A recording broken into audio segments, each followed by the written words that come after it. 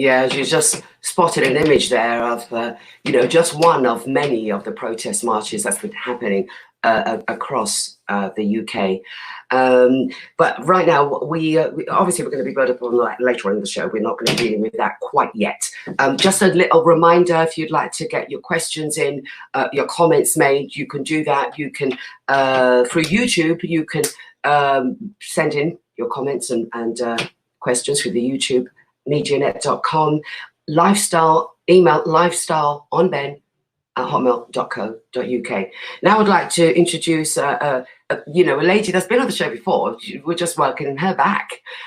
She goes by the name of Sherica Spence. She's an award-winning, what I call her, a go-giver, a gift person. She just gives out and not receiving. She always does. But Sherica Spence, founder of Skye Alexandra House, a bespoke refuge for young women. Welcome, Sherica. Hi there. Oh, look, Bobby. Oh, there's Bobby. Hi, Sherica. How are you? Hi. Hello. How are you? I'm good. How are you? I'm good. Thank you very much. Lovely to see you again. It's been a few years now. Yeah, it has. Yeah. Tell me, little person here. My babe, my new addition to the family. Addition and name? Caleb. Caleb. Oh, lovely. And how old? He's 3 months now. 3 months. Oh, lovely. Yeah. Well done. Lovely. Is he quiet? He's a lovely quiet Yeah, kid? he's very, very quiet. Yeah. Excellent. Sherica, I actually, sort of didn't do you proud when I said a bespoke refuge. I think you've done a lot. Award-winning. I'm not award-winning. No. Let's talk about the certificate of appreciation for your extraordinary frontline services. Thank you very much. From Proud and Gifted, thank you very much. I'm not award-winning, no. I will not let that pass me by. But it is more than a bespoke refuge. I mean, at these times now, when we're talking about social distancing, I know it's harder for you, but you're still being able to remotely deal with these young ladies. Let's give a bit more about this. You started Skye Alexandra House back in 2014 and originally provided 24-hour supporting housing to vulnerable girls at risk of child sexual exploitation, aged between 16 and 18. Now, you had a lot of difficulties. I remember you coming on the show, you had a lot of difficulties trying to financially maintain the home. And, for a little bit of time, it had to close, but it reopened again. And so what we're dealing with is remotely. So reopening remotely, you're still able to support.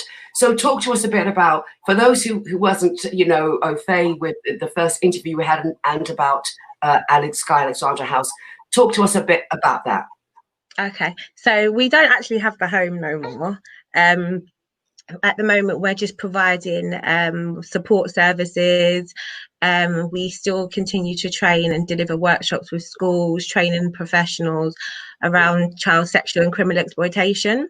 Yes. So what we do is me and my cousin produced, and my cousin wrote a short film highlighting the child sexual and criminal exploitation of young Black girls in London, because young Black girls are very underrepresented where it concerns sexual abuse, rape, etc. So we done this to kind of highlight CSE from a young Black girl's perspective, due to the fact that there was always resources and materials highlighting other young girls' experiences. So we thought it was important that we highlighted that. So yes, we've been running since 2014. A lot of challenges. There's still a lot of challenges, but I'm hoping to be able to open another home next year. So at the moment, even during COVID now, I'm limited to what I can actually do myself, because I have a young baby now, but my team, and all I can do is like emails and stuff from home, phone calls.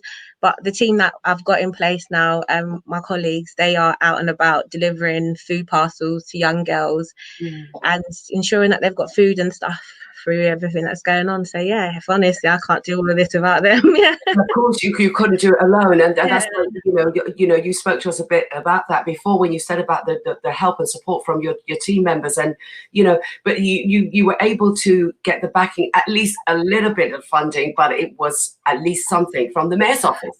Yeah, just a little bit, about 5,000. Yeah, but we But do that, what we can. We still have amazing people that yeah. from time to time will donate towards it. Yeah. Yeah, yeah. So what about funding for, for more funding? How are you going about that? Are you getting the feelers So out? at the moment where we're at, obviously because of as an organisation itself, a grassroots organisation of that's not like a big body, it's still been like a bit of a struggle. So we've had to completely restructure. So I've got a program manager that works with us who's been doing like a lot of work, and she's going to help us in terms of like the restructuring of the organisation to help us with sustainability, because like I said, it's a small team with little funding. Like the 5,000 that we got from the mayor's office, everything is out of my own pocket or that through people within the community that wants to donate to us. So that's kind of how we've been operating for the past few years and that. Yeah, so we're trying to come back bigger and better, hopefully. Yeah. One of the things with the lockdown, even with, let alone this sort of like horrible child sexual exploitation, children as well, young children, with families being abused or whatever. But it's even worse now because with the lockdown, that's even more why you need to step up really to keep these girls, getting in touch with you by Zoom, by telephone, whatever, isn't it? It's even more prevalent now that things could be happening that they shouldn't be happening, but there's this lockdown. Yeah, so like I said, we only support girls that are at risk of child sexual and criminal exploitation. Obviously, there's a lot of like domestic violence going on, but I can't speak on that experience and stuff because that's not the client group that I work with. But where it concerns the girls that we do support, it is the sexual exploitation for financial exploitation to be able to get money for them so they can eat, and men and some women will take advantage of that situation for these girls. So that's why by us providing food parcels with the money that we got, we can hopefully just help that's enough for them to be able to know, like, look, I've got food to eat, sanitary products, so I'm fine for now. I can keep safe until we're able to do like one-to-one services with them and our group sessions as well. So these girls, when you say you give them food parcels, they're already in a home, in a shelter? Yeah, so obviously when we had, because when we used to have the residential, but again, finances, and it's hard to run a business like that when you're the only person, we're not getting funding, and we're the only ones within the organisation that's funding it. So not only myself, but my colleagues as well will be funding it too. So it ensures us maintaining and running such a home for young girls was hard to basically keep up. So what we've done in this time so that we're still able to support young girls is we've started to work with other homes. So we're supporting young girls who are in residential services with food parcels and that, where they're only living independent. So if they're not in a home that's supposed to be providing that stuff for them, these are young girls that have already left. So these ones are 18 to 21 who are in an independent home, like a hostel or something. Okay, brilliant. See, this is the reason why you won the certificate of appreciation. This is the reason. But what we want you to do now, Sherica, can you give out the website address or email address? Can people listening to this, watching this, and would like to fund, would like to help you, where can they do that? So it's our website is www.skyealexandrahouse.co.uk, or we're on Facebook, Facebook.com/Skye Alexandra House, and then on Instagram we're Skye Alexandra House 15 as well. Excellent. Excellent. Thank you ever so much. And I can see your hands are full. Great that you came on and able to talk to us about that. Wonderful. No problem. Keep it up, Sherica. Thank you. And kiss Kelly for me. And we wait for Thank you. Bye. See you. Bye. Take care. Bye.